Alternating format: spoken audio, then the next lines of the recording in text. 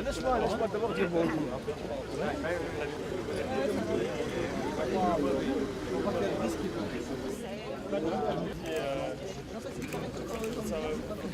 On peut même arriver en hélico au-dessus, là. Ils vont... L'investissement n'est pas dans les 300 millions.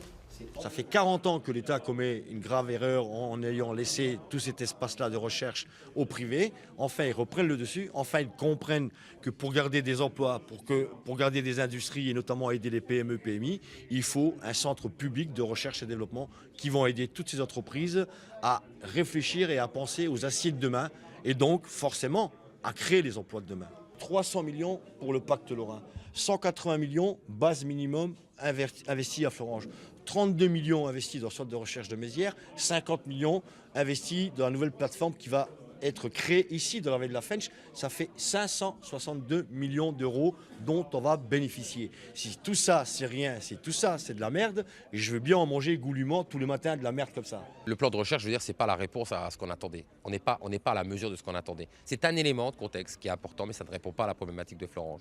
Par contre, le fait de dire je vais suivre le dossier personnellement et tous les ans il y aura un point de situation, ça par contre, pour nous, si vous voulez, ça nous renforce dans l'idée qu'on va pouvoir réellement faire un travail et que c'est suivi au plus haut niveau de l'État. On jouera notre rôle, on donne un blanc-seing à personne, on jugera aux actes et on verra bien si le président a réellement repris une dynamique de progrès aujourd'hui ou si c'était de l'enfumage. Si c'est de l'enfumage, on le condamnera.